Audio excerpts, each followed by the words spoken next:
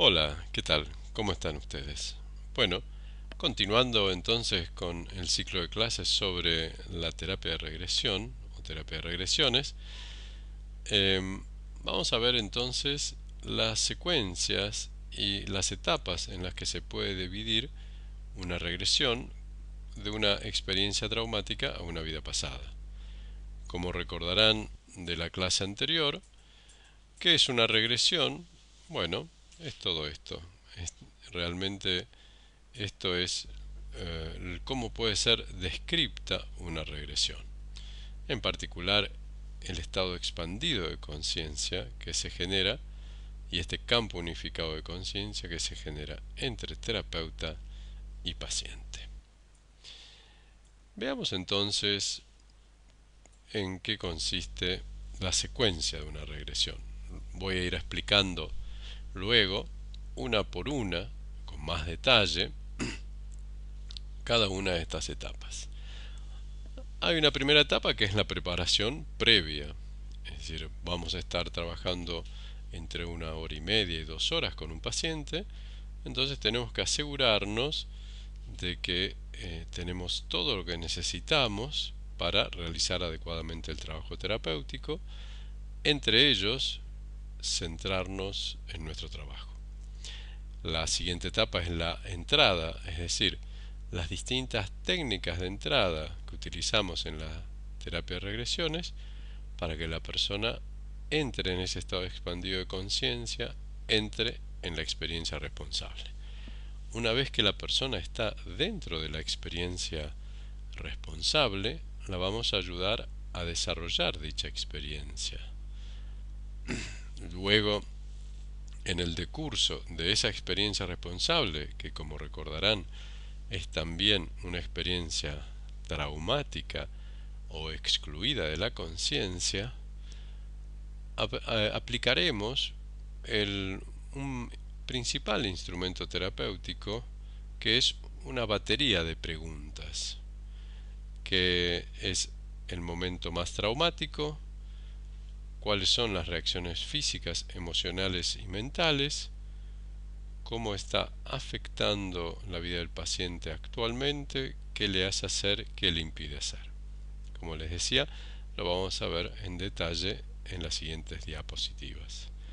Luego de especificar el momento más difícil, más traumático de esa experiencia, de ver las reacciones físicas, emocionales y mentales, y de ver cómo le está afectando en su vida actual, pasamos a la etapa 4, que es la abreacción. Es ahí donde el paciente realiza un fuerte e intenso trabajo emocional para liberarse de todo eso que lo tiene atrapado en esa experiencia. Luego, si es en una vida pasada, obviamente el paciente lo haremos pasar por la experiencia de la muerte en esa vida. Y luego de eso veremos el transcurrir del alma desde que sale del cuerpo físico definitivamente, que esa es la muerte, hasta su llegada a la luz. Y esto es lo que se denomina el espacio entre vidas post-mortem. Una vez terminado, una vez que el alma, esa parte del alma del paciente ya está en la luz, el terapeuta puede dar, digamos, por terminado, hasta ahí por lo menos, el trabajo terapéutico. Luego, por supuesto, está la etapa 7, que es la armonización, para traer la conciencia expandida a la conciencia del día de hoy, de aquí y ahora. Y luego un aspecto que es el de la posregresión, es decir, qué es lo que sucede inmediatamente después de la regresión y luego con el transcurrir de los días después de la regresión. Entonces, veamos etapa por etapa. La primera de ellas es la preparación previa. Bueno, debemos tener información previa relevante del paciente. Eso se logra a través de una entrevista de anamnesis que difiere de lo que es una historia clínica o un interrogatorio. sino que es una entrevista que busca recordar emociones, que el paciente recuerde, ¿no? Emociones, sentimientos, pensamientos de distintas etapas vitales de su vida. También muertes significativas, experiencias traumáticas en general, es decir, contar con la mayor cantidad de información previa relevante es muy útil, ya que durante el transcurso de la regresión el terapeuta tiene que tomar decisiones acerca de cómo orientar la experiencia que está ocurriendo, y entonces cuanto mejor puede tomar una decisión si está bien informado, previamente informado, y orientarlo al paciente hacia lo más terapéutico posible. Otra de las cuestiones a tener en cuenta en la preparación previa es el centramiento del terapeuta y del paciente. Este es un trabajo profundo del interior de uno mismo, es un trabajo del alma. Entonces, cuanto más centrado esté el terapeuta, más concentrado en su tarea, en su labor, y el paciente esté centrado y concentrado en la experiencia que va a desarrollar su alma, bueno, tanto mejor. También es necesario que el terapeuta tenga un kit, un equipo, digamos, ¿no? Que simplemente consiste en que las cosas mínimas, un bloc de notas, dos lapiceras, agua, pañuelos, ¿no? Para las lágrimas, que todo eso esté a mano, porque difícilmente el terapeuta pueda levantarse, irse, ir a buscar una cosa, venir, ¿no? Todo eso interrumpe de alguna manera el flujo, la dinámica de la regresión. No es que no se pueda hacer, pero cuanto mejor es estar seguro de que uno tiene a disposición todo lo que necesita para realizar un buen trabajo. Y también en esta preparación previa incluyo el motivo o los temas a trabajar.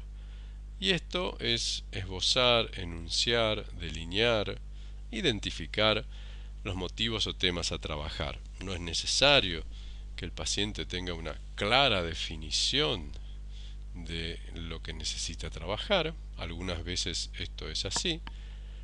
Otras veces no es tan definido. Hay como un delineamiento, un esbozo de algo que no lo puede enunciar claramente, pero sabe que le está perturbando, y entonces en ese sentido es que necesitamos que el paciente vaya o proponga temas de trabajo.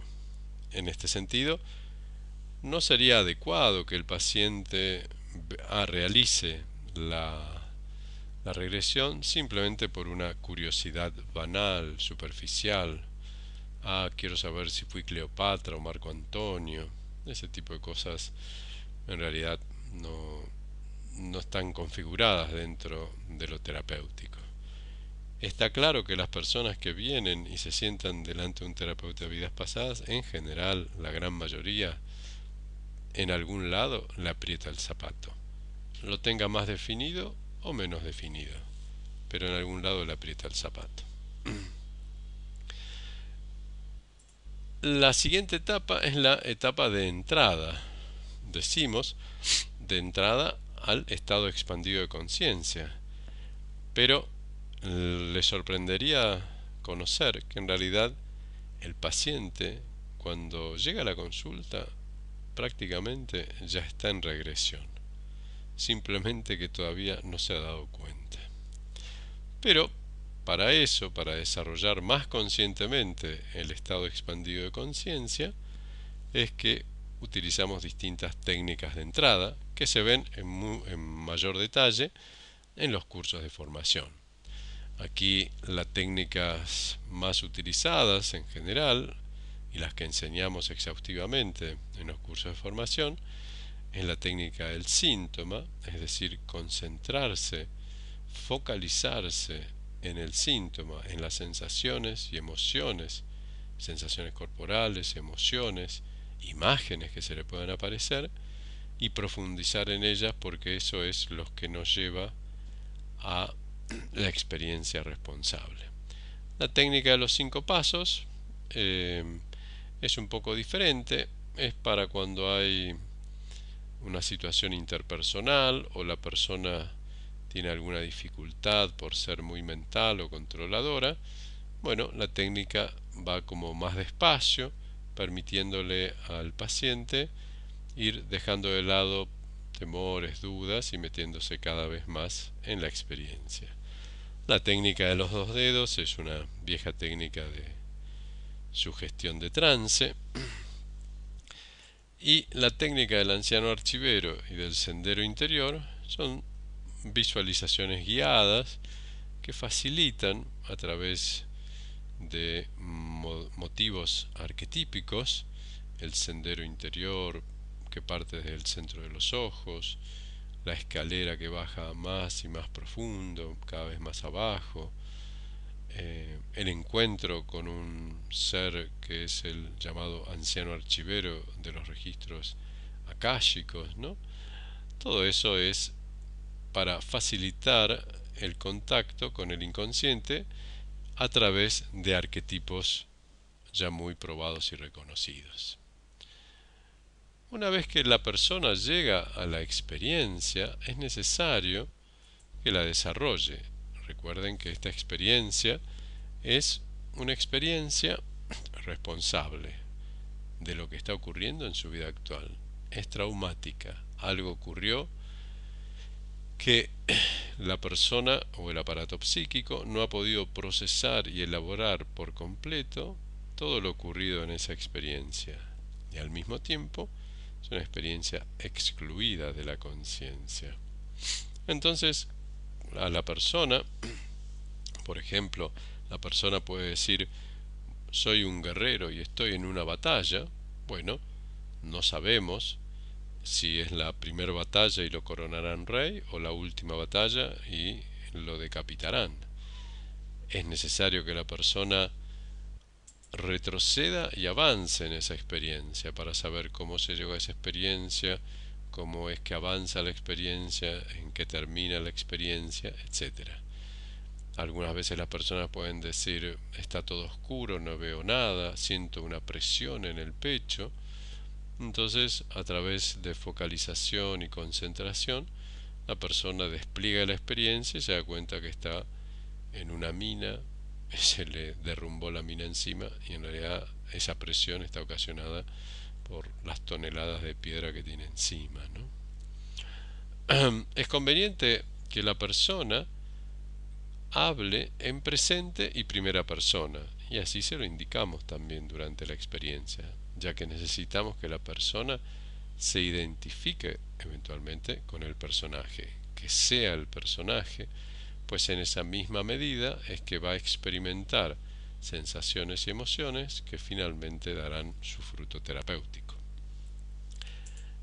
Pediremos que reproduzca y complete la experiencia, es decir, que sepamos qué es lo que está pasando, cómo terminó esa experiencia y finalmente podemos decir que toda experiencia humana por lo menos pasa por 2 registros: los acontecimientos, circunstancias o hechos, y lo que buscamos a través de simples preguntas como ¿qué está pasando?, ¿qué está ocurriendo?, es justamente eso: ¿qué está ocurriendo?, qué circunstancias, qué hechos se están dando en esta experiencia. Y al mismo tiempo preguntamos por las emociones, las sensaciones, el drama humano que hay detrás de todos esos hechos y acontecimientos. Y eso lo hacemos con la pregunta de ¿qué está sintiendo?, ¿qué está ocurriendo? Luego viene la etapa 3, que la descomponemos en 2 baterías de preguntas, ¿no? La primera batería de preguntas es que la experiencia responsable por ser una experiencia traumática va tomando un drama, ¿no? un tono dramático, un increyendo hasta llegar a un punto álgido de la tensión del argumento traumático de que se trata, y entonces llega esa tensión y luego se afloja. Ese es el momento para disparar la primera batería de preguntas. Y hasta aquí, ¿cuál es el momento más traumático de esta experiencia? ¿Qué buscamos con esto? La especificidad del síntoma. Perdón, la especificidad del trauma. Recuerdan que el trauma es específico. Lo que es traumático para una persona no lo es para la otra. Entonces buscamos que el paciente identifique, sea consciente de cuál es el momento más traumático de esta experiencia para el paciente, porque estamos agregando conciencia a aquello que está excluido de la conciencia. Y luego de ello preguntamos por cuáles son tus reacciones físicas, es decir, aquellas reacciones que por lo traumático no pudieron ser concientizadas, no pudieron ser vividas conscientemente, y ahora las estamos recuperando para que la conciencia se apropie de ellas, las reconozca. ¿Cuáles son tus reacciones emocionales también? ¿Y cuáles son tus reacciones mentales? Es decir, tratamos de recorrer aquellos tres cuerpos que les habíamos hablado al principio, el físico, el emocional y el mental, para presentarle a la conciencia del paciente actual el momento más traumático y todas esas reacciones emocionales, físicas y mentales que no pudieron ser concientizadas en ese momento. Esta es la primera batería de preguntas. Y la segunda batería de preguntas es, y todo esto, y le repito, las reacciones físicas, emocionales y mentales, todo esto, ¿cómo te está afectando en tu vida como, y le digo en nombre del paciente actual? ¿Qué te hace hacer? Es decir, le estoy pidiendo por las consecuencias, por la reacción de aquello que ocurrió hace tanto tiempo. Y todo esto, y nuevamente son las reacciones físicas, emocionales y mentales, que te impide hacer, ¿sí? Es decir, cuáles serían los perjuicios que les produce que le produce esa experiencia traumática, responsable y excluida de la conciencia en su vida actual, en dos aspectos: en lo que le hace hacer y en lo que le impide hacer. Así que en esta etapa 3, ¿no?, hemos llegado a que la persona desarrolle esa experiencia y llega al punto culminante. Luego de eso, de que la conciencia ya ha repasado, digamos, se ha apropiado de esos momentos, de esas reacciones que eran inconscientes, vamos a buscar la abreacción, vamos a buscar la descarga o la liberación de la tensión emocional asociada a una idea o recuerdo desagradable reprimido. Esto es lo que buscamos en la abreacción, que reviviendo nuevamente la experiencia emocional penosa se logra la descarga o la liberación de la tensión emocional.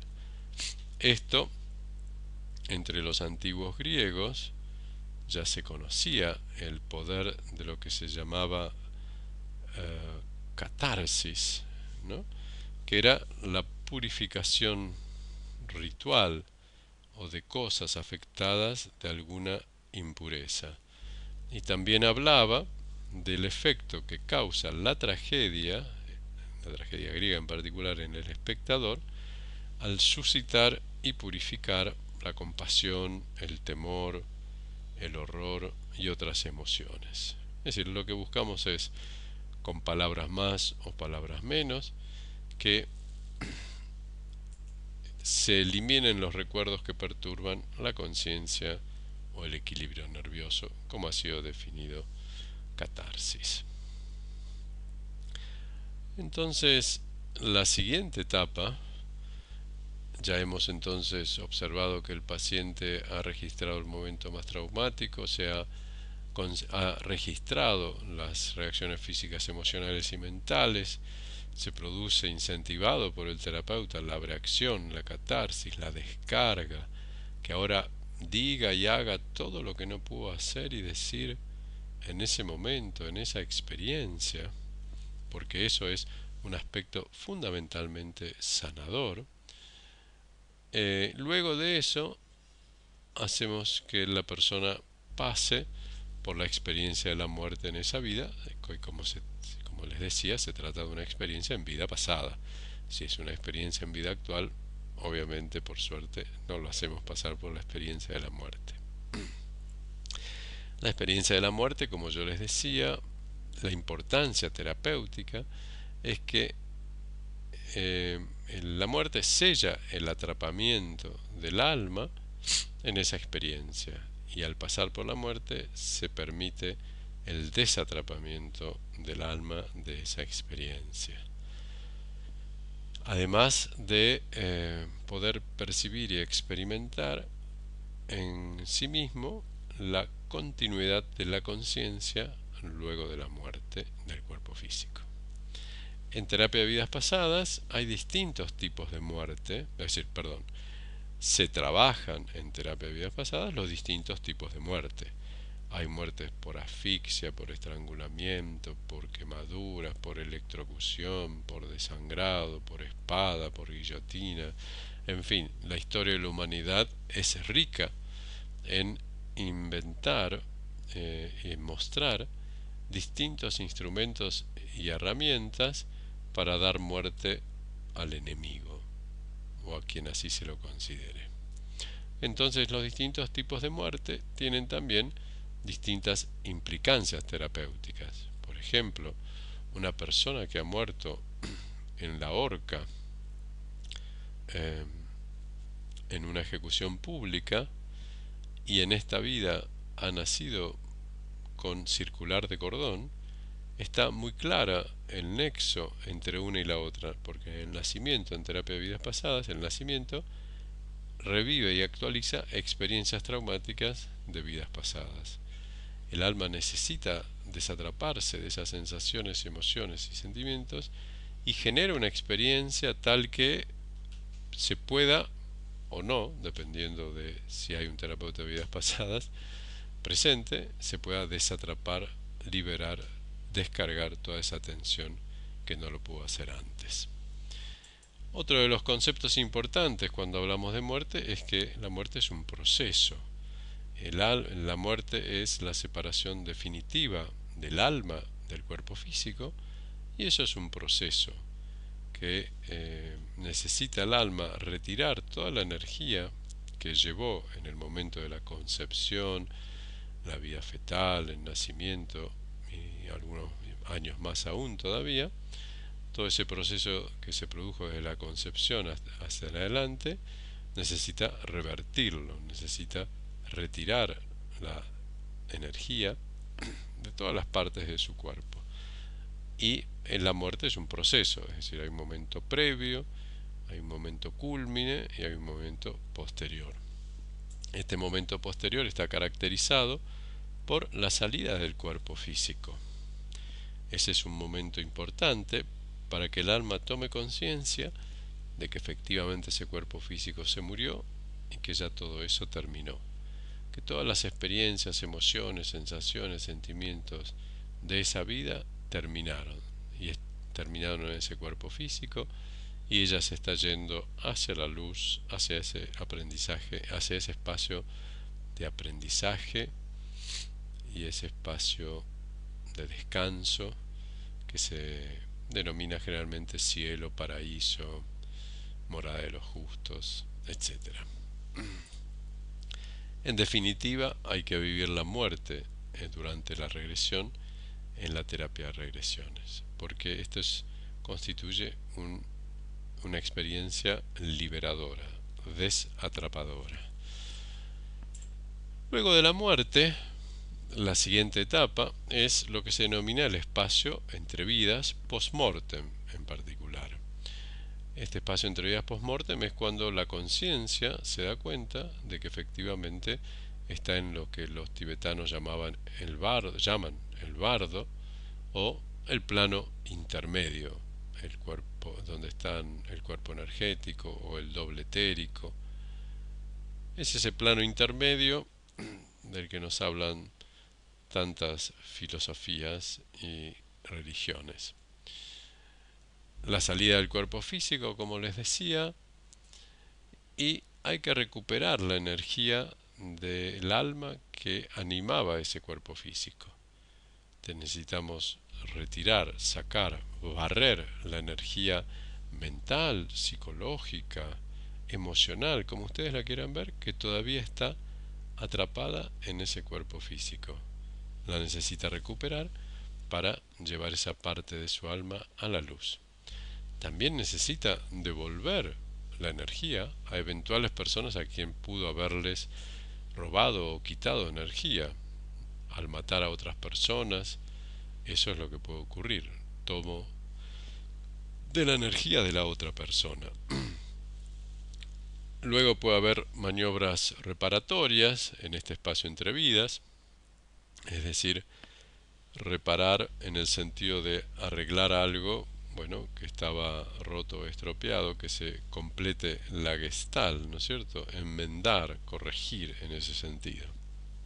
Ir a la luz y desde la perspectiva de la luz ver cuál es el aprendizaje a realizar, a qué se debe que pasé como paciente, a que mi alma pasó por esa experiencia.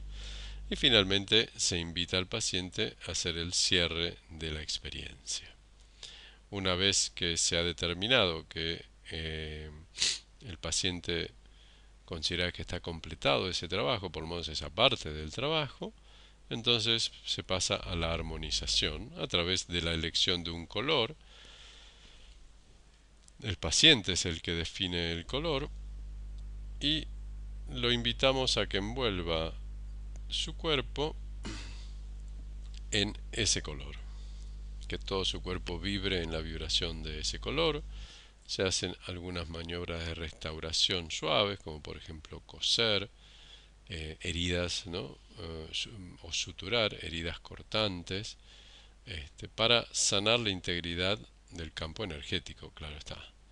Buscamos que se traiga la conciencia al aquí y ahora. Si han surgido algunas virtudes o algunos aspectos positivos a remarcar de aquella experiencia, entonces también se lo proponemos a la persona que se visualice con esas virtudes, lo traemos a la fecha actual desde ya y básicamente esta armonización es una experiencia es una transición que va de esa experiencia pasada a la vida actual. Eso es lo que buscamos, una transición suave, gradual, no brusca ni abrupta, de esa experiencia pasada a la vida actual. Y esto es lo que ocurre en la parte de posregresión. Los aspectos a tener en cuenta en esta etapa es que continúa en estado expandido de conciencia. No por traerlo a la conciencia actual, la persona ya inmediatamente está con todas sus luces 100% ritmo beta, sino que todavía continúa en estado expandido de conciencia. Por lo cual, los comentarios es mejor sencillamente esperar a que el paciente proponga o pregunte o nada. Sí, también es conveniente hacer un reconocimiento del trabajo realizado en términos cortos, sucintos, positivos, buen trabajo, muy bien, etcétera. Una breve contextualización de lo ocurrido. Algunas veces las personas están como, bueno, asombradas, eh, choqueadas quizás, o se asombran, ¿no?, de lo que vivieron, de la intensidad con lo que vivieron. Bueno, una breve explicación así genérica, simplemente para contextualizar, para encuadrar, para enmarcar lo ocurrido, es muy bueno, es muy adecuado. Y después veremos que cómo sigue la posregresión mediata, es decir, con el transcurrir de los días, que es conveniente realizar como terapeuta con el paciente.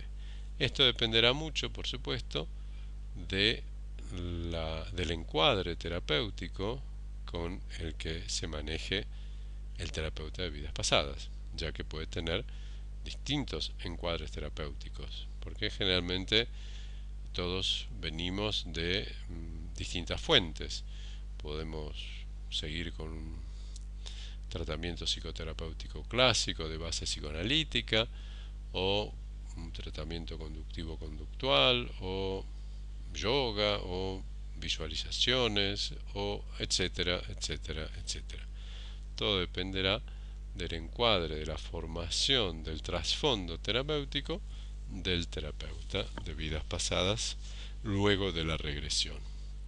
Durante la regresión, todos los terapeutas de vidas pasadas tendemos a hacer lo mismo, más allá o más acá de nuestros encuadres terapéuticos personales y profesionales. Muy bien, los invito entonces a ver la próxima clase, en donde trabajaremos acerca de los roles que se producen en una regresión, básicamente qué es lo que ocurre con el paciente y qué es lo que ocurre con el terapeuta, y los factores intervinientes en una regresión vistos desde distintas perspectivas. Los espero entonces, muchas gracias por su atención, hasta luego.